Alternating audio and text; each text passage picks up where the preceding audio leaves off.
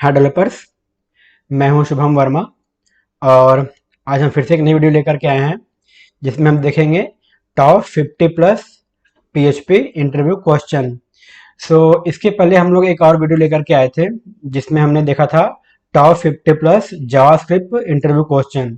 ठीक है, अगर आपने इस वीडियो को नहीं देखा है तो जो वीडियो की लिंक होगी मैं दे दूंगा नीचे डिस्क्रिप्शन में और ऊपर आई बटन में भी दे दूंगा, तो आप जाकर के उस वीडियो को भी देख सकते हैं। और साथ ही साथ जो हमारी वेबसाइट है programmingpath.in, अगर आप वहाँ पे विजिट नहीं किए हैं तो एक बार वहाँ पर जाकर जरूर विजिट कीजिए, जहाँ पे आपको और भी ज़्यादा इंटरव्यू क्वेश्चन देखने को मिलेंगे, जैसे पीएचपी के अलावा MySQL, JavaScript, jQuery, Laravel, CodeIgniter, React JS, Node JS, ये सभी इंटरव्यू क्वेश्चन आपको वहाँ पे देखने को मिलेंगे। और साथ ही साथ आप वहाँ पे एमसीक्यू टाइप के क्वेश्चन की भी तैयारी आसानी से कर सकते हैं। ठीक। और एक चीज़, हमारी जो ई बुक है वो भी लॉन्च हो चुकी है। तो हमने ई बुक को काफ़ी कम प्राइस में लॉन्च किया है और जो ई बुक है वो फिलहाल हमने केवल जावास्क्रिप्ट के लिए लॉन्च किया है। तो अगर आप जावास्क्रिप्ट पे इंटरव्यू की तैयारी कर रहे हैं तो आप हमारे उस ई बुक को भी देख सकते हैं, जिसकी प्राइस काफ़ी ज़्यादा हमने कम रखी है। ठीक है, तो उस ई बुक की लिंक भी मैं दे दूंगा नीचे डिस्क्रिप्शन में। आप उसको अमेजोन से या फिर हमारे वेबसाइट से भी जाकर के उसको परचेज कर सकते हैं। ठीक है, तो आइए हम लोग आज की वीडियो स्टार्ट करते हैं।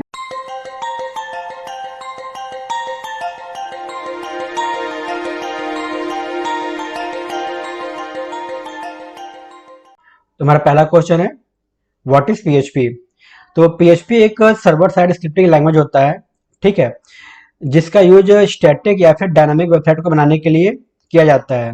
इसको हम लोग हाइपर टेक्स्ट प्री प्रोसेसर कहते हैं, या फिर पहले इसको पर्सनल होम पेज भी कहा जाता था। ठीक।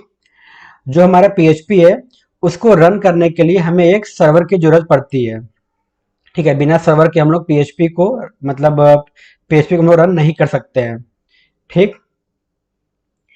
और जो हमारा पीएचपी होता है वो एक जो एप्लीकेशन मतलब पीएचपी में जो हम लोग बनाते हैं, जो भी एप्लीकेशन बनाते हैं या फिर जो भी वेबसाइट बनाते हैं, उसको हम लोग केवल वेब ब्राउजर में ही रन कर सकते हैं। मतलब वेब ब्राउजर मस्ट होता है पीएचपी के एप्लीकेशन को रन करने के लिए। ठीक है, क्योंकि जैसा हम लोग जानते हैं कि पीएचपी जो होता है वो सर्वर साइड लैंग्वेज होता है।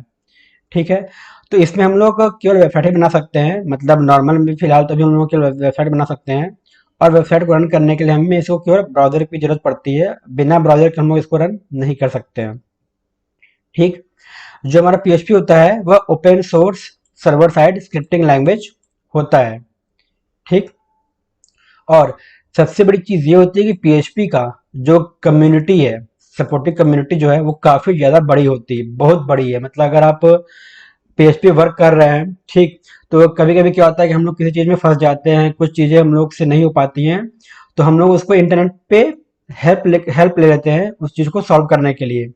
तो उस चीज की अगर देखा जाए, उस पर्पज से देखा जाए, तो इसकी बहुत बड़ी कम्युनिटी है, तो हम लोग को इसकी आसानी से हेल्प भी मिल जाती है। अगर हम लोग पीएचपी में कहीं पे फंसते हैं या फिर कोई प्रॉब्लम हम लोग को सॉल्व नहीं हो पाती है, तो हम लोग इसकी बड़ी इतनी बड़ी ज़्यादा कम्युनिटी है कि हम लोग इसमें आसानी से हेल्प ले सकते हैं। ठीक है, अगला क्वेश्चन है, what is the difference between explode and implode. तो जो एक्सप्लोड होता है वो क्या करता है कि जो हमारा एरे होता है, ठीक है, उस एरे को वो स्ट्रिंग में कन्वर्ट कर देता है। ठीक। और जो हमारा एक्सप्लोड होता है वो क्या करता है, जो हमारा स्ट्रिंग होता है उस स्ट्रिंग को एरे में कन्वर्ट कर देता है। आप यहाँ पे एग्जांपल देख सकते हैं। ठीक है, ये हमारा हो गया इम्प्लोड का एग्जांपल और ये हमारा हो गया एक्सप्लोड का एग्जांपल। अगला क्वेश्चन है, is multiple inheritance support in PHP. मतलब जो हमारा पीएचपी है क्या उसमें मल्टीपल इनहेरिटेंस सपोर्ट कर होता है। तो इसका आंसर है नहीं। जो हमारा पीएचपी होता है उसमें हम लोग केवल सिंगल इनहेरिटेंस को सपोर्ट करवा सकते हैं, या फिर सिंगल इनहेरिटेंस को सपोर्ट करता है, मल्टीपल इनहेरिटेंस सपोर्ट नहीं करता है। और सिंगल इनहेरिटेंस के लिए भी हम लोग एक्सटेंड कीवर्ड का यूज करते हैं। ठीक है, अगला क्वेश्चन है, what is the main difference between require and require once. तो जैसा हम जानते हैं कि अगर हमें कोई फाइल इंक्लूड करानी होती है तो हम लोग रिक्वायर या फिर रिक्वायर वंस का यूज करते हैं। दोनों लगभग सेम तरीके के वर्क करते हैं, बस फर्क ये होता है कि जो हमारा रिक्वायर वंस होता है, जब हम लोग उसको यूज करते हैं तो वो चेक करता है कि जो हम फाइल इंक्लूड कर रहे हैं क्या वो पहले ऑलरेडी इंक्लूड हुआ है या नहीं हुआ है। ठीक है, सेम तरीके से मेरा इंक्लूड वंस और इंक्लूड भी वर्क करता है। ठीक, अगला क्वेश्चन है, how can we access the data send through the URL with the post method. मतलब जब हम लोग कोई डेटा भेजते हैं फॉर्म से पोस्ट मेथड के थ्रू, तो उसको हम लोग कैसे एक्सेस कर सकते हैं। तो उसके लिए हम लोग डॉलर अंडरस्कोर पोस्ट नाम का जो एरे होता है उसके थ्रू हम लोग उसको आसानी से एक्सेस कर सकते हैं। अगला क्वेश्चन है, how can we access the data send through the URL with the get method. मतलब अगर हम लोग किसी फॉर्म से, जो हमारे पास फॉर्म है, अगर हम लोग गेट मेथड के थ्रू डेटा को पास कर रहे होते हैं तो हम लोग उसको कैसे एक्सेस कर सकते हैं। तो इसके लिए हम लोग डॉलर अंडरस्कोर गेट नाम का जो एरे होता है हम लोग इसका यूज करते हैं। ठीक है, गेट मेथड से डेटा को एक्सेस करने के लिए। अगला क्वेश्चन है, how can we check the value of a given variable is a number. मतलब अगर हमारे पास कोई एक वेरिएबल है, ठीक है, हमें उसे चेक करना है कि क्या वो नंबर है या नहीं, तो हम लोग कैसे चेक करें, क्या पेज में इसके लिए कोई फंक्शन है। तो हाँ, एक फंक्शन है इज अंडरस्कोर न्यूमेरिक। ये जो फंक्शन होता है इससे हम लोग आसानी से चेक कर सकते हैं कि जो हमारा वेरिएबल है वो नंबर है या नहीं। अगर वो नंबर होगा तो ये हमें रिटर्न कर देगा ट्रू। ठीक है, अदरवाइज ये हमें फॉल्स देगा। आप यहाँ पे इसका एग्जाम्पल देख सकते हैं। ठीक है, यहाँ पे जब हमने प्रिंट किया इसको, इस न्यूमेरिक को, तो यहाँ पे क्योंकि मैं नंबर था तो उसने 1 दे दिया, मतलब ट्रू। यहाँ पे उसने फॉल्स दे दिया। ठीक है, अगला क्वेश्चन है, how do I check if a given variable is empty. मतलब हम कैसे चेक कर सकते हैं कि जो हमारा वेरिएबल है वो एम्प्टी है या नहीं। तो इसके लिए हम लोग एम्प्टी नाम का एक फंक्शन होता है, सिंपली हम इसको कॉल कर सकते हैं और इसके थ्रू हम लोग चेक कर सकते हैं कि जो हमारा वेरिएबल है उसमें कोई वैल्यू है या नहीं है। आप यहाँ पे एग्जाम्पल देख सकते हैं। ठीक, अगला क्वेश्चन है, what does the unlink function mean. मतलब जो हमारा अनलिंक फंक्शन होता है वो क्या होता है। तो अनलिंक फंक्शन का यूज क्या होता है, अगर हमारे पास कोई फाइल होती है उस फाइल को डिलीट करने के लिए हम लोग अनलिंक फंक्शन का यूज करते हैं। अगला क्वेश्चन है, what does the unset function means. मतलब हमारे पास एक फंक्शन होता है अनसेट, इसका क्या यूज होता है। तो अनसेट फंक्शन का यूज होता है वेरिएबल में से वैल्यू को रिमूव करने के लिए। ठीक है, या फिर वेरिएबल को अनसेट करने के लिए भी आप कह सकते हैं, हम लोग अनसेट फंक्शन का यूज करते हैं। अगला क्वेश्चन है, how is a constant defined in a PHP script. मतलब जैसा हम लोग जानते हैं कि हमारे पास दो टाइप के वेरिएबल होते हैं पीएचपी में, एक होता है डॉलर से हम लोग डिनोट करते हैं और दूसरा होता है कांस्टेंट। तो डॉलर से जो जो मतलब नॉर्मल वेरिएबल डिफाइन करते हैं उसके लिए हम लोग डॉलर का यूज करते हैं। और अगर हमें कोई वेरिएबल कांस्टेंट बनाना होता है तो उसको हम लोग डिफाइन, जो हमारे पास फंक्शन होता है हम लोग उस फंक्शन का यूज करते हैं किसी भी मतलब हम लोग कांस्टेंट को डिफाइन करने के लिए पीएचपी में। ठीक है, अगला क्वेश्चन है, what is the meaning of persistent cookie. तो जैसा हम लोग जानते हैं कि हमारे पास दो टाइप के कुकीज होते हैं, एक होता है नॉर्मल कुकीज और एक होता है परसिस्टेंट कुकी। तो परसिस्टेंट कुकी में क्या होता है कि अगर हम लोग किसी कुकीज में अगर हम लोग एक्सपायरेशन डेट लगा देते हैं कि इस एक्सपायरेशन डेट के बाद हमारा कुकीज जो होगा एक्सपायर हो जाएगा, तो इस टाइप कुकीज हम लोग बोलते हैं परसिस्टेंट कुकीज। ठीक है, अगला क्वेश्चन है, what is the difference between normal and persistent cookies. मतलब हमारा जो परसिस्टेंट कुकी है और जो नॉर्मल कुकीज होता है उसमें क्या डिफरेंस होता है। तो जो हमारा टेम्पररी कुकीज होता है, फिर जो नॉर्मल कुकीज होता है उसको ट्रैक कर पाना मुश्किल होता है। ठीक है, क्योंकि जैसे ही हम लोग हमारा जो वर्क होता है, जैसे वो एग्जिट होता है, जब ब्राउजर में बंद करते हैं तो हमारी जो नॉर्मल कुकीज होती है वो क्लियर हो जाती है। ठीक है, इसलिए जो हमारा टेम्पररी कुकीज होता है उसमें जो इन्फॉर्मेशन होता है वो लॉन्ग टर्म एग्जिस्ट नहीं करता। ठीक है, लेकिन जो परसिस्टेंट कुकी होता है उसमें हमारी इन्फॉर्मेशन लॉन्ग टर्म एग्जिस्ट करती है। ठीक, जो टेम्पररी कुकीज होता है, ठीक है, वो क्या होता है कि थोड़ा सेफ माना जाता है, क्योंकि होता क्या है कि उसमें वो जो कुकीज होती है उसको ट्रैक कर पाना थोड़ा मुश्किल होता है, क्योंकि जैसे ही मेरा ब्राउजर बंद होगा वो कुकी भी डिस्ट्रॉय हो जाएगी उसी के साथ। तो इसलिए हम लोग कह सकते हैं कि थोड़ा सेफ होता है। अगर हम बात करें परसिस्टेंट कुकी से, अगर हम कंपेयर करते हैं तो जो हमारा टेम्पररी कुकीज होता है, फिर जो नॉर्मल कुकीज होता है वो सेफ होता है। लेकिन परसिस्टेंट कुकी जो होता है वो थोड़ा लेस सिक्योर होता है। क्यों? क्योंकि यहाँ पे जो कुकीज हमारी होती है वो लॉन्ग टर्म तक हमारे ब्राउजर में एग्जिस्ट रहती है। तो ये डिफरेंस होता है नॉर्मल और परसिस्टेंट कुकीज में। अगला क्वेश्चन है, what does the mean array operator triple equal two means. मतलब हमारे पास जो एक ट्रिपल इक्वल टू जो ऑपरेटर होता है उसका क्या मतलब होता है। तो जो ट्रिपल इक्वल टू जो हमारे पास वेरिएबल होता है, इसका यूज किया था जनरली जो हमारा वेरिएबल होता है उसके वैल्यू को चेक करने के लिए, साथ ही साथ उसके डेटा टाइप्स को भी चेक करने के लिए हम लोग ट्रिपल इक्वल टू का यूज करते हैं। ठीक है, पहला क्वेश्चन है what are the different type of error in PHP. PHP में कितने टाइप्स के एरर होते हैं? तो पीएचपी में 4 टाइप्स के एरर होते हैं। पहला होता है पार्स एरर, दूसरा फैटल एरर, तीसरा वार्निंग और चौथा जो होता है वो होता है नोटिस। ठीक है, ये हमारे 4 तरीके के पीएचपी में एरर्स होते हैं। ठीक, अगला क्वेश्चन है how can we pass the variable through the navigation between the pages. मतलब अगर हमारे पास सपोज कि 2 पेजेस है तो हमको अगर पेज ए से पेज बी में डेटा ट्रांसफर करना है या फिर डेटा भेजना होता है तो हम लोग कैसे भेजेंगे? तो उस चीज़ के लिए हमारे पास कुछ मेथड होते हैं जिनका यूज हम लोग कर सकते हैं एक पेज से दूसरे पेज में डेटा भेजने के लिए। पहला है सेशन, दूसरा है कुकीज और तीसरा है होता है वो हिडन फॉर्म फील्ड। तो इन 3 तरीके से हम लोग डेटा को भेज सकते हैं एक फील्ड से, मतलब एक पेज से दूसरे पेज में। ठीक है, अगला क्वेश्चन है is it possible to extend the execution time of a PHP script. मतलब जब जैसा हम लोग जानते हैं कि जब भी हम लोग पीएचपी में कोई स्क्रिप्ट को रन करते हैं तो पीएचपी उसको रन करने के लिए एक पर्टिकुलर टाइम देता है।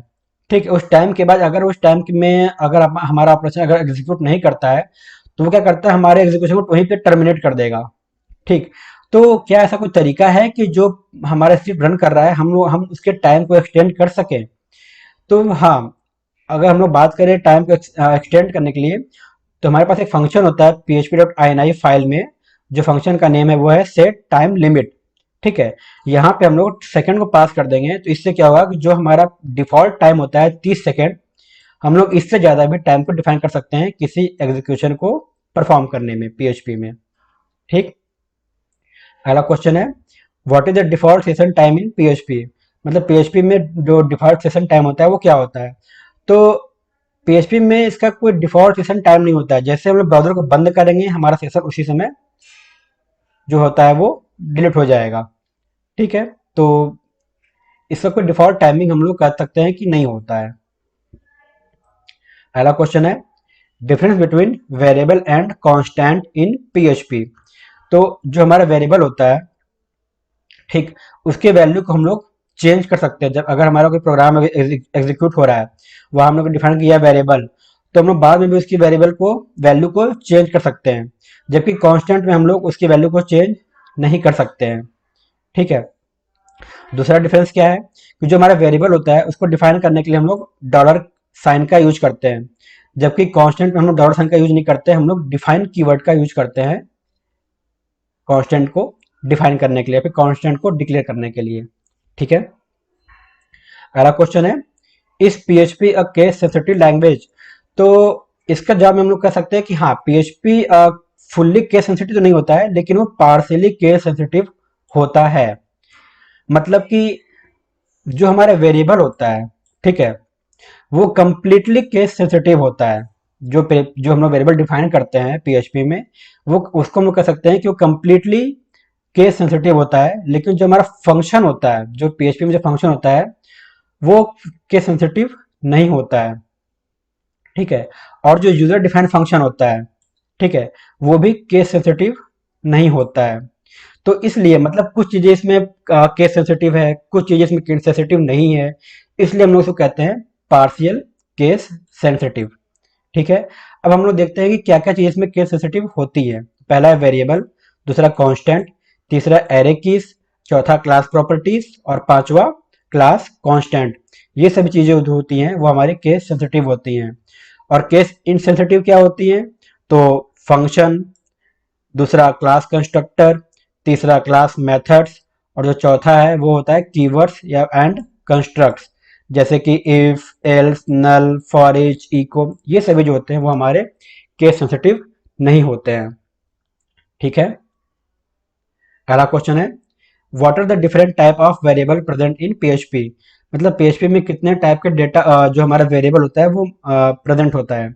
तो पीएचपी में हमारे इंटीजर, डबल, बुलियन, नल, स्ट्रिंग, एरे, ऑब्जेक्ट और रिसोर्स, इतने टाइप के हमारे पास वेरिएबल होते हैं पीएचपी में।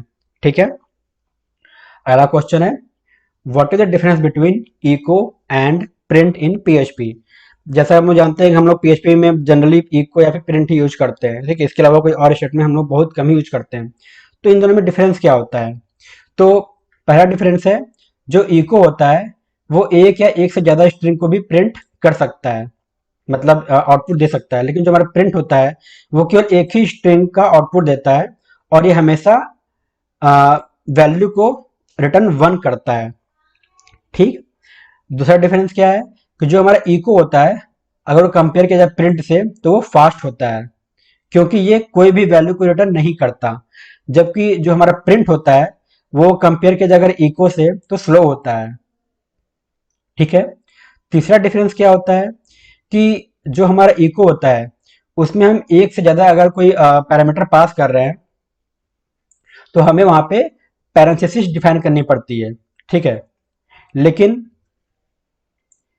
प्रिंट में ऐसा कुछ नहीं होता। अगर हम लोग एक से ज्यादा अगर आर्गुमेंट पास कर रहे होते हैं तो हमें पैरेंथेसिस डिफाइन करने की जरूरत नहीं होती है। ठीक, अगला क्वेश्चन है, what are the different type of array in PHP. PHP में कितने टाइप्स के एरे होते हैं? तो पीएचपी में 3 टाइप्स के एरे होते हैं। पहला होता है इंडेक्स एरे, दूसरा एसोसिएटिव एरे, तीसरा मल्टी डायमेंशनल एरे। तो जैसा हम लोग जानते हैं इंडेक्स एरे जो होता है वो हमें 0 से स्टार्ट होता है। ठीक है, ये नंबर में होता है, 0 से स्टार्ट होता है। जो हमारा होता है एसोसिएटिव एरे वो होता है नेम की पे होता है, मतलब वहां पे हम लोग स्ट्रिंग के थ्रू उसको डिफाइन करते हैं, नेम की जो होती है उसको हम लोग बोलते हैं। और जो आखिरी होता है वो होता है मल्टी डायमेंशनल एरे, मतलब इसमें क्या होता है कि एक एरे के अंदर एक और एरे होता है, फिर उसके अंदर एक और एरे हो सकता है, तो इसको हम बोलते हैं मल्टी डायमेंशनल एरे। अगला क्वेश्चन है, what is API in PHP. तो एपीआई एक्चुअली खाली पीएचपी का ही पार्ट नहीं होता है, एपीआई मतलब हर लैंग्वेज में भी हम लोग यूज कर सकते हैं। तो एपीआई फुल फॉर्म होता है एप्लीकेशन प्रोग्रामिंग इंटरफेस। ठीक है, इसमें क्या होता है कि हम लोग जो डेटा होता है हम लोग डेटा को जो रिटर्न करते हैं, जैसे मान लें कि हमारे पास कोई डेटा आया, हमने उस पर कोई ऑपरेशन परफॉर्म किया। अब ऑपरेशन परफॉर्म करने के बाद ऑब्वियसली हमें कोई आउटपुट तो रिटर्न करना होगा। तो आउटपुट रिटर्न करने के लिए हम लोग इसमें डेटा का एक फॉर्मेट भी होता है, तो वो होता है जेसन या फिर एक्सएमएल। ठीक है, और अगर बात करें जाए एपीआई की, कितने टाइप की एपीआई होती है, तो 2 टाइप की जनरली एपीआई हम लोग यूज करते हैं। पहला होता है रेस्ट एपीआई और दूसरा होता है सोप एपीआई। ठीक है, अगला क्वेश्चन है, what is encapsulation in PHP. PHP में इनकैप्सुलेशन क्या होता है? तो इनकैप्सुलेशन से क्या होता है कि जो हमारे पास डेटा होता है, जो मल्टीपल डेटा होते हैं, उन डेटा को अगर एक सिंगल यूनिट में अगर हम लोग उसको रैप कर दें, ठीक है, या फिर हम कह सकते हैं कि जो हमारे पास मल्टीपल डेटा होते हैं उनको एक सिंगल यूनिट में ग्रुप कर देते हैं या फिर उनको रैप कर देते हैं, तो उसको हम लोग बोलते हैं इनकैप्सुलेशन। ठीक, तो इनकैप्सुलेशन का यूज क्या होता है?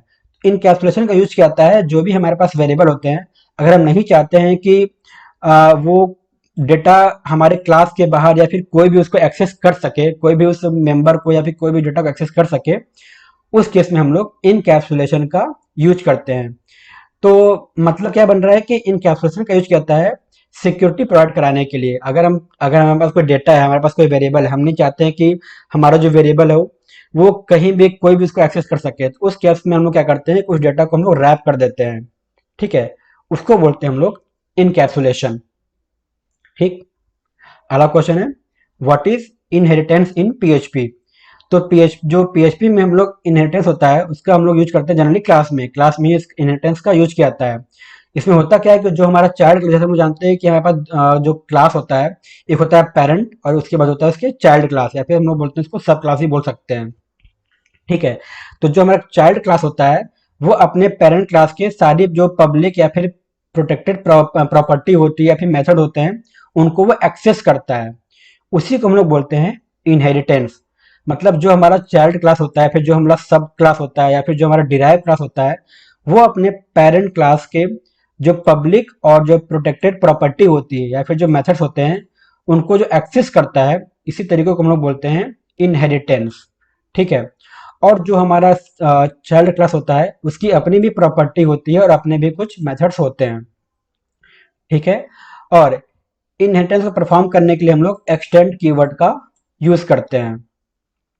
और सबसे मेन चीज वो ये होती है कि इनहेरिटेंस को हम लोग, अगर हमारे पास कोई प्रॉपर्टी या फिर कोई मेथड है, अगर वो डिफाइन है प्राइवेट, तो हम लोग उसको एक्सेस नहीं कर सकते हैं चाइल्ड क्लास में। ठीक, तो आप यहाँ पे उसका एग्जाम्पल देख सकते हैं। यहाँ पे हमने एग्जाम्पल लिखा हुआ, आप उसको आसानी से देख सकते हैं। ठीक है, अगला क्वेश्चन है, what is access modifier in PHP. PHP में एक्सेस मॉडिफायर क्या होता है? तो जो ऐसे हम लोग जानते हैं कि तीन तरीके के एक्सेस मॉडिफायर होते हैं, पब्लिक, प्रोटेक्टेड और प्राइवेट।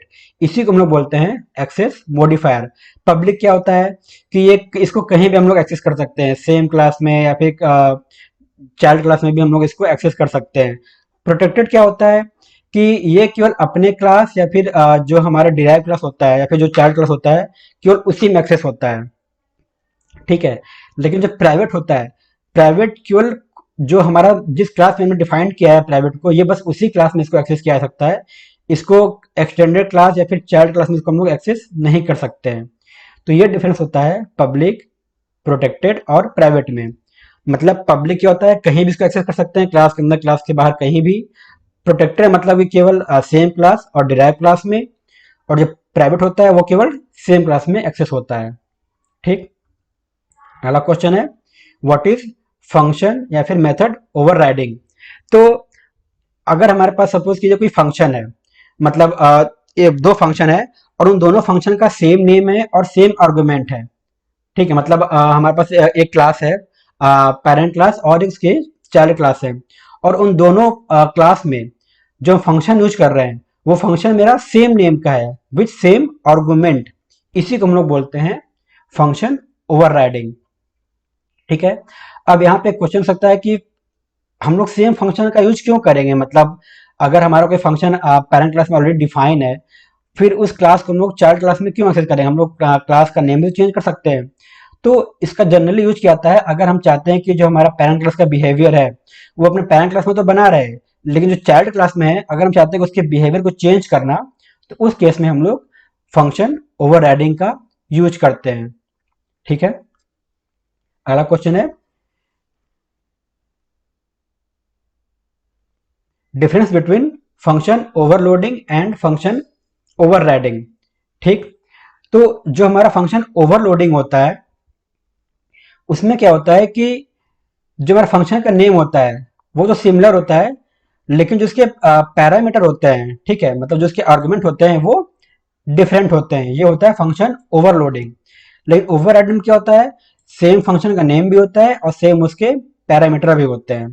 तो ये काफी इंपॉर्टेंट क्वेश्चन है, आपको ये पता होना चाहिए, क्योंकि ये अक्सर इंटरव्यू में पूछा जाता है कि क्या डिफरेंस होता है फंक्शन ओवरलोडिंग में और फंक्शन ओवरराइडिंग में। तो काफी छोटा सा डिफरेंस है इन दोनों के बीच में, कि जो फंक्शन हमारा ओवरलोडिंग होता है उसमें फंक्शन का नेम तो सेम होता है, लेकिन जो उसके आर्गुमेंट होते हैं या फिर जो उसके पैरामीटर होते हैं वो डिफरेंट होते हैं। लेकिन जो हमारा ओवरराइडिंग होता है, ओवरराइडिंग में फंक्शन का नेम और उसके जो आर्गुमेंट होते हैं वो दोनों सेम होते हैं। ठीक है, अगला क्वेश्चन है, what is the difference between interface and abstract method. ये भी काफी ज्यादा इंपॉर्टेंट क्वेश्चन है, मतलब शायद ही ऐसा कोई इंटरव्यू होगा जिसमें ये डिफरेंस ना पूछा जाए कि इंटरफेस और अब्स्ट्रैक्ट में क्या डिफरेंस होता है। शायद ये क्वेश्चन आप कह सकते हो कि बहुत ही मस्ट है, मतलब ये तो एक जो इंटरव्यू देने जा रहा है उसको जरूर पता होना चाहिए कि इन दोनों में डिफरेंस क्या होता है। ठीक है, तो आइए हम लोग देखते हैं अब्स्ट्रैक्ट और इंटरफेस में क्या डिफरेंस होता है। ठीक है, तो जो हमारा अब्स्ट्रैक्ट मेथड होता है, ठीक, abstract class can maintain abstract method and non abstract methods. मतलब कि जो हमारा अब्स्ट्रैक्ट क्लास होता है उसमें अब्स्ट्रैक्ट मेथड हो भी सकते हैं और नहीं भी हो सकते हैं। लेकिन अगर वो इंटरफेस है तो उसमें ये मतलब जो हमारा अब्स्ट्रैक्ट मेथड है वो कम से कम एक तो होना ही चाहिए। मतलब एक एक नहीं, मतलब इसमें होना ही चाहिए, मतलब इसमें जो भी आप कह सकते हैं कि जो भी हमारे मेथड होते हैं वो सभी के सभी यहाँ पे इंटरफेस में वो अब्स्ट्रैक्ट ही होते हैं।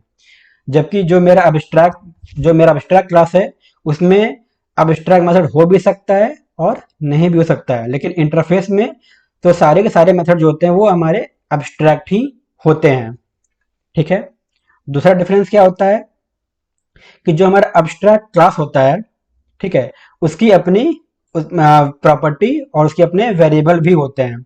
जबकि जो हमारा इंटरफेस होता है वहां पे कोई भी प्रॉपर्टी या फिर वेरिएबल नहीं होता। ठीक। तीसरा डिफरेंस क्या होता है कि जो हमारा अब्स्ट्रैक्ट क्लास होता है उसमें हम लोग पब्लिक, प्राइवेट और प्रोटेक्टेड तीनों तरह के एक्सेस मॉडिफायर को डिफाइन कर सकते हैं। लेकिन जो हमारा इंटरफेस होता है उसमें हम लोग केवल पब्लिक जो एक्सेस मॉडिफायर होता है उसी का यूज कर सकते हैं। ठीक। चौथा डिफरेंस क्या होता है कि जो हमारा अब्स्ट्रैक्ट क्लास होता है उसमें हम लोग क्लास को एक्सटेंड करने के लिए या फिर क्लास को यूज करने के लिए, मतलब अगर हमारे पास हमने एब्स्ट्रैक्ट क्लास डिफाइन कर दिया तो ऑब्वियसली हम उसको यूज तो करेंगे ना किसी क्लास में, तो उसके लिए हम लोग एक्सटेंड कीवर्ड का यूज करते हैं। जबकि जो हमारा इंटरफेस होता है, इंटरफेस क्लास को किसी दूसरे क्लास में यूज करने के लिए हम लोग इम्प्लीमेंट कीवर्ड का यूज करते हैं। ठीक। पांचवा डिफरेंस क्या है कि जो हमारा अब्स्ट्रैक्ट क्लास होता है उसमें मल्टीपल इनहेरिटेंस पॉसिबल नहीं होता, जबकि जो हमारा इंटरफेस होता है उसमें मल्टीपल इनहेरिटेंस पॉसिबल होता है। ठीक। तो ये डिफरेंस होते हैं अब्स्ट्रैक्ट क्लास और इंटरफेस में। ठीक है। अगर आपको नहीं समझ में आया तो इस पॉइंट को आप फिर से रिपीट करके आप सुन सकते हैं, क्योंकि ये क्वेश्चन काफी ज्यादा इंपॉर्टेंट है। तो आप जब भी इंटरव्यू में जाएं तो आप कम से कम इस क्वेश्चन को अच्छे से पढ़ के जाएं, क्योंकि कभी कभी डिफरेंस भी पूछ देता है और कभी कभी ये भी हमसे पूछ देता है कि अब्स्ट्रैक्ट क्लास क्या होता है, इंटरफेस क्या होता है, और कभी कभी क्या होता है इन कुछ ही समय बाद इन दोनों का डिफरेंस भी पूछ देगा कि अब्स्ट्रैक्ट क्लास और इंटरफेस में क्या डिफरेंस होता है। तो ये क्वेश्चन काफी मस्ट है और आपको जरूर पता होना चाहिए। ठीक। अगला क्वेश्चन है what is constructor in PHP. तो कंस्ट्रक्टर क्या होता है, एक तरीके का फंक्शन होता है पीएचपी में जो कि अपने आप ही कॉल हो जाता है जब भी हम लोग किसी क्लास का ऑब्जेक्ट क्रिएट करते हैं। ठीक है। जो हमारा कंस्ट्रक्टर होता है उसमें हम लोग दो दो अंडरस्कोर डिफाइन करते हैं। कंस्ट्रक्टर को क्रिएट करने के लिए हम लोग दो अंडरस्कोर का यूज करते हैं। ठीक। जो हमारा कंस्ट्रक्टर होता है वो आप उसको कह सकते हो कि एक ब्लूप्रिंट होता है ऑब्जेक्ट क्रिएशन का। ठीक है। आप यहाँ पे देख सकते हैं कैसे हम लोग कंस्ट्रक्टर क्रिएट करते हैं। ठीक है। ये हमारा क्लास हो गया और ये उसके कंस्ट्रक्टर हो गए। अब जैसे ही हम लोग अब यहाँ पे अगर कुछ भी आपने वेरिएबल डिफाइन किया, कुछ भी आपने इको हाय हेलो या पे कुछ भी लिखा, तो जैसे ही आप इस क्लास का ऑब्जेक्ट बनाएंगे ये हमारा हाय हेलो अपने आप प्रिंट हो जाएगा, क्योंकि जैसे हमने क्लास का ऑब्जेक्ट बनाया ये अपने आप कॉल हो जाएगा, हमें इसे कॉल करने की जरूरत ही नहीं पड़ती है। ये होता है कंस्ट्रक्टर। अगला क्वेश्चन है what is destructor in PHP. तो डिस्ट्रक्टर क्या होता है, ये भी जस्ट लाइक हमारा कंस्ट्रक्टर की तरह ही होता है, लेकिन कंस्ट्रक्टर और डिस्ट्रक्टर में डिफरेंस ये होता है कि जो कंस्ट्रक्टर होता है वो मेरा क्लास वो सबसे मतलब जैसे हमने क्लास का ऑब्जेक्ट बनाया वो सबसे टॉप पे कॉल हो जाएगा, सबसे पहले मतलब किसी भी फंक्शन से सबसे पहले वो वही कॉल होता है कंस्ट्रक्टर। और जो डिस्ट्रक्टर होता है वो सबसे एंड में कॉल होता है, मतलब जब भी हमारा क्लास में जितने फंक्शन है वो सारे फंक्शन अगर हमारे एग्जीक्यूट हो गए, सारे फंक्शन का वर्क पूरा हो गया, तो सबसे आखिरी में हमारा डिस्ट्रक्टर जो होता है वो कॉल होता है। ठीक है। इसको भी यूज करने के लिए हम लोग डबल अंडरस्कोर का यूज करते हैं, मतलब इसको क्रिएट करने के लिए हम लोग डबल अंडरस्कोर का यूज करते हैं। आप यहाँ पे देख सकते हैं ये हमारा क्लास है। ठीक है। ये हमारा क्लास है, ये हमारा बन गया कंस्ट्रक्ट और ये हो गया हमारा डिस्ट्रक्ट। ठीक है। ये हमेशा एंड में कॉल होगा जब भी हमने इस क्लास का फ्रूट जो हमारा क्लास है, जैसे जैसे हम लोग इसका बनाएंगे ऑब्जेक्ट, सबसे पहले हमारा सबसे टॉप पे क्लास का कंस्ट्रक्ट कॉल होगा, फिर बीच में जो हमारा कोई फंक्शन रहेगा उस फंक्शन को अगर आप यूज करते हैं, ठीक है, तो उस फंक्शन को यूज करने के आखिरी में हमारा डिस्ट्रक्ट कॉल हो जाएगा। ठीक। अगला क्वेश्चन है व्हाट इज मैजिक मेथड। तो मैजिक मेथड को हम लोग स्पेशल मेथड भी कहते हैं, जिसको हम लोग डबल अंडर स्कोर से क्रिएट करते हैं। अगर हमें कोई मैजिक मेथड जो होता है उसको अगर हमें यूज करना होता है तो हम लोग डबल अंडरस्कोर का यूज करते हैं। ठीक है।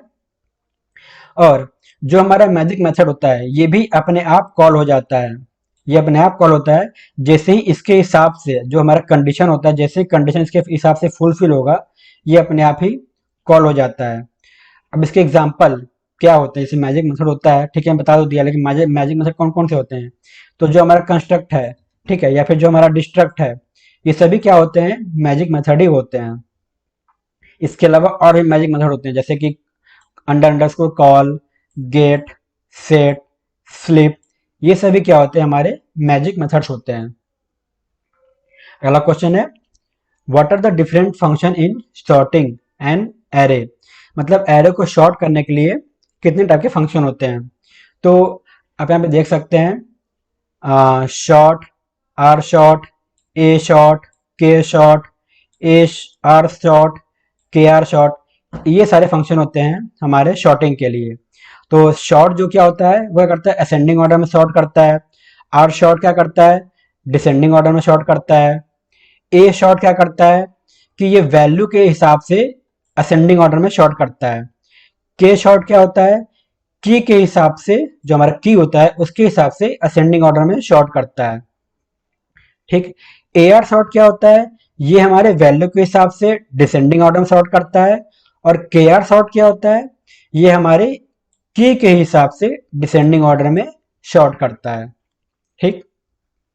अगला क्वेश्चन है, how can we know the count या number of element of an array.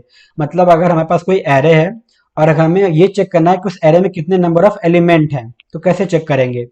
तो इसके लिए पीएचपी में हमें दो टाइप के फंक्शन होते हैं। पहला होता है साइज ऑफ, ठीक है, और दूसरा होता है काउंट। ठीक है, ये हो गया साइज ऑफ, ये हो गया हमारा काउंट। दो टाइप के फंक्शन होते हैं। ठीक है, जो हमारा साइज ऑफ होता है उसको हम लोग कह सकते हैं एलाइस ऑफ काउंट। ठीक। आप यहाँ पे एग्जांपल देख सकते हैं, हमारे पास एक एरे है जिसमें कि 3 वैल्यू है। हमने साइज ऑफ यूज किया तो भी उसका आउटपुट आया 3, काउंट यूज किया तो भी उसका आउटपुट आया 3। जनरली हम लोग काउंट का ही यूज करते हैं, साइज ऑफ का यूज नहीं करते हैं, क्योंकि कहा जाता है कि मतलब साइज ऑफ जो होता है वो थोड़ा स्लो होता है अगर हम लोग कंपेयर करें काउंट से तो। ठीक है, तो अगर आपको कभी भी अगर यूज करना होगा एरे के एलिमेंट को काउंट करने के लिए, तो हमेशा आप लोग काउंट का यूज कीजिएगा, ना कि साइज ऑफ का। ठीक। अगला क्वेश्चन है, what are some of the popular framework in PHP. मतलब पीएचपी में कितने टाइप्स के, मतलब कितने पॉपुलर फ्रेमवर्क्स होते हैं। तो ये कुछ एग्जांपल हैं, coordinator, cake PHP, Laravel, symphony, gen, Falcon और जी2। ये कुछ पॉपुलर फ्रेमवर्क होते हैं पीएचपी में। अगला क्वेश्चन है, what are some of the top content management system used in PHP. मतलब जैसा हम जानते हैं कि पीएचपी में सीएमएस का भी यूज किया जाता है, तो कुछ पॉपुलर इसके सीएमएस भी होते हैं। अब पॉपुलर क्या आप कह सकते हो, काफी ज्यादा पॉपुलर है। मतलब अगर किसी भी लैंग्वेज में हम लोग कंपेयर करें, किसी लैंग्वेज में अगर कोई सीएमएस होता है तो सबसे ज्यादा अगर कोई सीएमएस फेमस है तो वो पीएचपी का ही फेमस होता है। अब कौन कौन से सीएमएस हैं, वर्डप्रेस, जूमला, मैजेंटो, ड्रुपल, ये सभी जो फ्रेम सीएमएस होते हैं ये काफी ज्यादा फेमस है। ठीक। अगला क्वेश्चन है, how can we get the IP address of a client in PHP. मतलब पीएचपी में अगर हमें किसी क्लाइंट का आईपी एड्रेस निकालना होगा तो हम कैसे निकालेंगे। तो उसके लिए हम लोग $_ और रिमोट ADDR का यूज करते हैं किसी क्लाइंट के आईपी एड्रेस को एक्सेस करने के लिए। अगला क्वेश्चन है, what is htaccess, why do we use it and where. तो जो htaccess होता है वो कॉन्फ़िगरेशन फाइल होता है अपाचे सर्वर का। मतलब हम लोग सर्वर में जो हमारा अपाचे सर्वर होता है उसकी भी एक कॉन्फ़िगरेशन फाइल होती है जो कि उस पूरे चीज को मैनेज कर सकती है। मतलब हम लोग चाहे तो कॉन्फ़िगरेशन फाइल मतलब क्या होती है, मतलब हम अपने हिसाब से कुछ अगर कुछ मॉडिफिकेशन करना चाहते हैं अपने प्रोजेक्ट में, और बिना किसी कोर कॉन्सेप्ट को छेड़े हुए में, या फिर बिना किसी कोर जो हमारी फाइल होती है बिना उसमें मॉडिफिकेशन किए हुए अगर हम लोग कुछ और एक्स्ट्रा एक्शन परफॉर्म करना चाहें, तो उस केस के लिए हमारे पास .htaccess नाम की एक फाइल होती है जो कि हमें फैसिलिटी प्रोवाइड कराती है कि हम अपने हिसाब से अपने प्रोजेक्ट में सर्वर साइड से कुछ मॉडिफिकेशन कर सकते हैं। ठीक है, अब वो देखते हैं कि किस टाइप के हम लोग मॉडिफिकेशन कर सकते हैं। पहला होता है URL रीराइट, ठीक है। दूसरा होता है साइट पासवर्ड प्रोटेक्टेड। तीसरा होता है रिस्ट्रिक्ट सम आईपी एड्रेस, मतलब हम लोग आईपी जो एड्रेस होता है उसको हम रिस्ट्रिक्ट कर सकते हैं कि ये आईपी एड्रेस जो होगा वो हमारी वेबसाइट को एक्सेस नहीं कर सकता। ठीक है। चौथा है कस्टम एरर पेज दिखाना। जैसे हम लोग दिखाते हैं ना, मतलब 404 पेज, तो अगर हम लोग को कस्टम अगर एरर पेज अपना बनाना है या फिर कस्टम एरर पेज दिखाना है तो हम लोग इस htaccess की हेल्प के थ्रू हम लोग वो भी क्रिएट कर सकते हैं। और जो हम लोग आप जानते हैं कि दो तरीके के HTTP मेथड होते हैं। मतलब जो हमारा हाइपर टेक्स्ट ट्रांसफर प्रोटोकॉल होता है, दो तरीके के प्रोटोकॉल होते हैं। पहला होता है HTTP और दूसरा होता है HTTPS। तो HTTP से HTTPS पे रिडायरेक्ट करने के लिए भी हम लोग .htaccess का यूज करते हैं। और आखिरी में होता है कैशिंग। तो इन सभी के लिए हम लोग डॉट एच टी एक्सेस का यूज करते हैं। ठीक, अगला क्वेश्चन है how can we execute a PHP script using a command line. मतलब जैसा कि हम लोग जानते हैं कि जब भी हम लोग कोई पीएचपी एग्जीक्यूट करते हैं तो जनरली हम इसको ब्राउजर में करते हैं। तो क्या कोई और मेथड होता है कि हम लोग इसको कहीं और भी या किसी और तरीके से हम लोग एक्सेस कर सकें? तो हाँ, अगर हम लोग पीएचपी CLI का यूज करें, कमांड लाइन इंटरफेस, तो उसके थ्रू भी हम लोग पीएचपी को कमांड लाइन में रन करा सकते हैं। लेकिन ये थोड़ा टिपिकल प्रोसेस होता है और इसमें हम लोग को एक्चुअली उतना अच्छे से आउटपुट नजर नहीं आता, इसलिए बहुत कम ही लोग CLI का यूज करते हैं। जनरली हम लोग क्या करते हैं, इसको ब्राउजर में ही रन कर देते हैं। ठीक, अगला क्वेश्चन है what is the difference between explode and split function.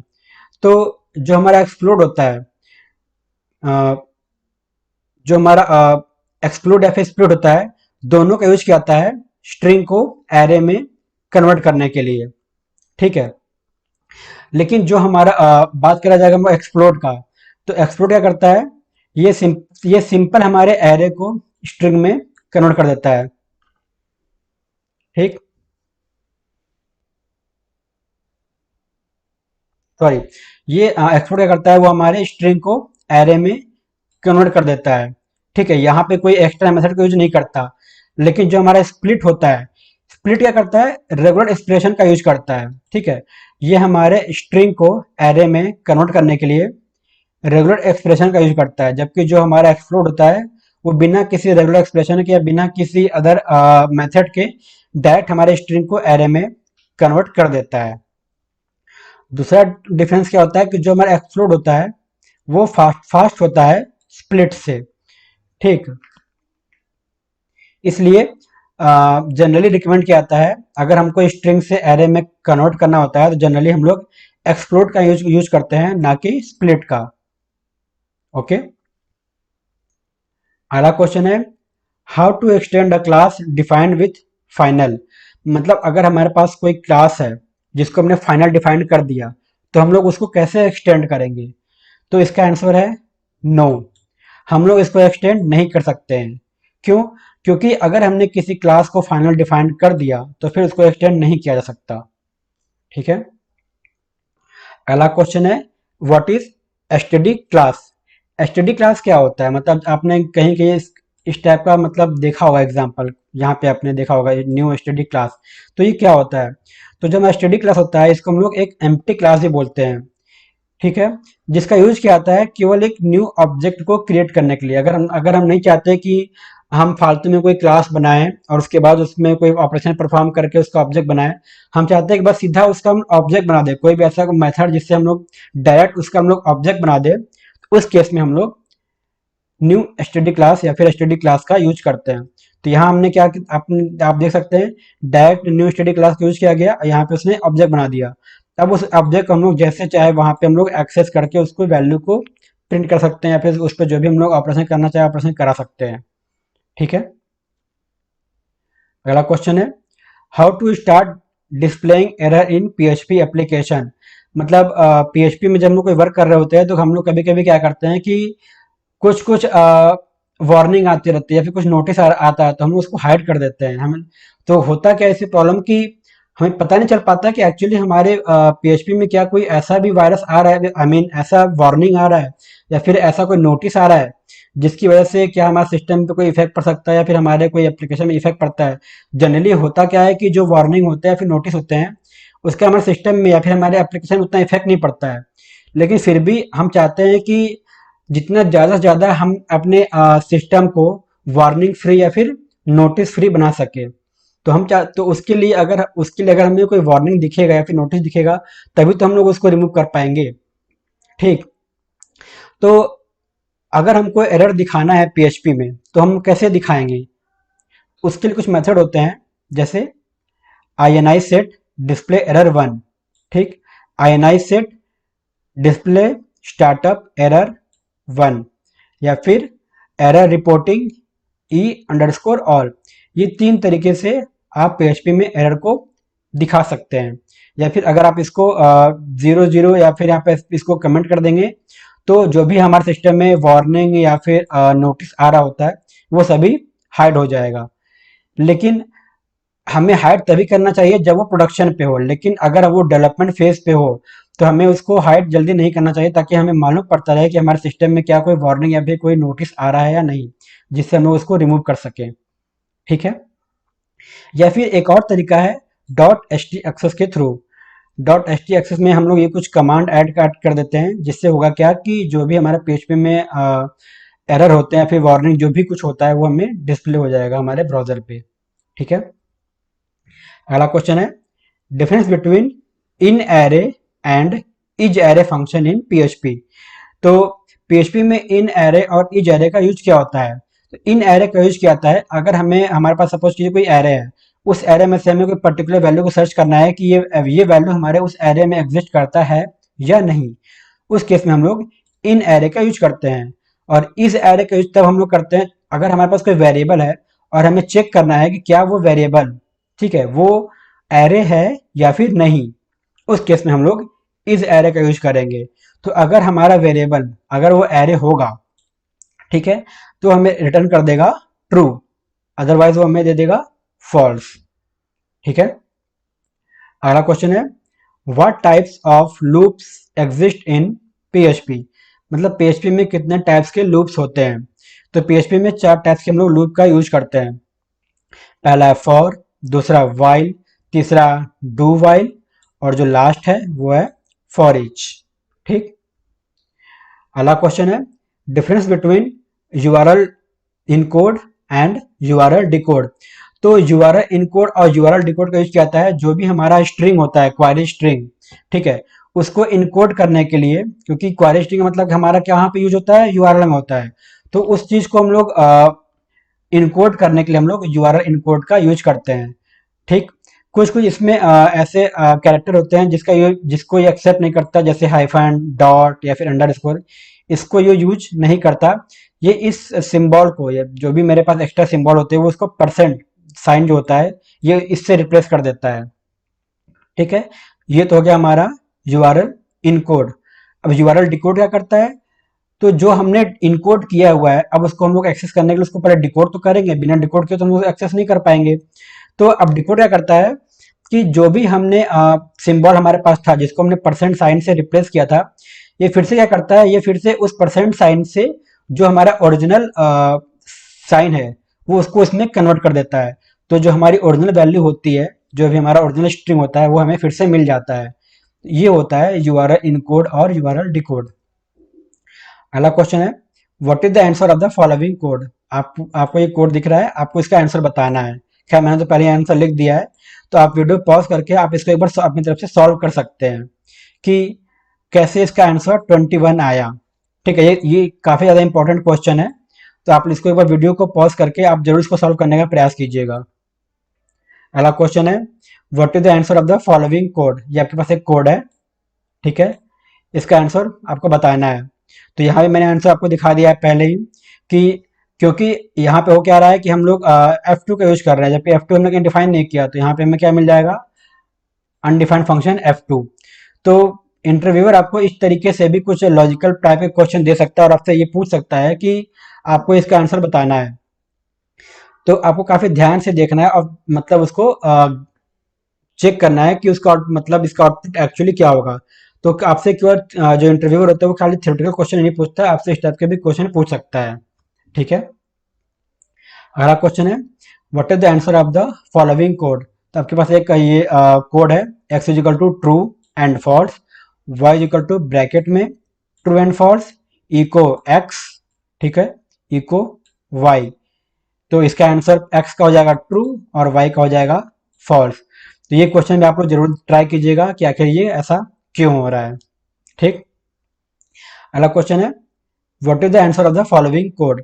तो आपके पास एक स्ट्रिंग है PHP, ठीक है, फिर आपके पास डबल डॉलर स्ट्रिंग में प्रोग्रामिंग है, फिर इको कर दिया उसने डॉलर PHP। ठीक। इसका आंसर क्या आएगा, तो ठीक है, इसका आंसर क्या होगा, प्रोग्रामिंग होगा। अब ये प्रोग्रामिंग कैसे हुआ ये आप यहाँ पे देख सकते हैं, मैंने यहाँ पे थोड़ा इसको डिस्क्राइब किया हुआ है यहाँ पे कि कैसे कैसे आपका ये प्रोग्रामिंग आ रहा है। तो ये क्वेश्चन भी आपको काफी ज्यादा इंपॉर्टेंट है, आपको ये जरूर पता होना चाहिए कि इसका आउटपुट कैसे प्रोग्रामिंग आ रहा है, और इस टाइप से वो कुछ भी आपसे वैल्यू को चेंज करके, क्योंकि ये इस टाइप का जो क्वेश्चन होता है ये काफ़ी ज़्यादा पूछा भी जाता है कि डॉलर स्ट्रिंग, फिर डॉलर डॉलर स्ट्रिंग, उसके बाद आपको डॉलर में वैल्यू दे देगा, उसके बाद पूछेगा इसकी वैल्यू क्या होती है। तो इस टाइप के क्वेश्चन भी आपसे पूछे जाते हैं। ठीक, तो आज के लिए बस इतना ही। अगर आपको वीडियो पसंद आए तो प्लीज़ लाइक, शेयर और सब्सक्राइब जरूर करें, और हमें ज़रूर बताएं कि आपको ये वीडियो कैसा लगा, जिससे आगे हम लोग और भी इस तरह की वीडियो लाने का प्रयास करेंगे, कि मतलब एक ही वीडियो में हम लोग ये प्रयास करें कि मल्टीपल क्वेश्चनों को एक ही बार में उसको हम लोग अटेम्प्ट कर लें, जिससे हमें बार बार अलग अलग वीडियो देखने की जरूरत नहीं पड़ेगी। एक ही वीडियो में हम लोग थोड़ा लेंथ, हाँ ऑब्वियसली वीडियो थोड़ा लेंथी हो जाता है, लेकिन इससे क्या होगा कि हम लोग एक ही बार में मल्टीपल क्वेश्चन को अटेम्प्ट कर लेंगे, और हम लोग को कम टाइम में ही मल्टीपल क्वेश्चन की तैयारी भी हो जाती है। ठीक है, आपका वीडियो देखने के लिए बहुत बहुत धन्यवाद।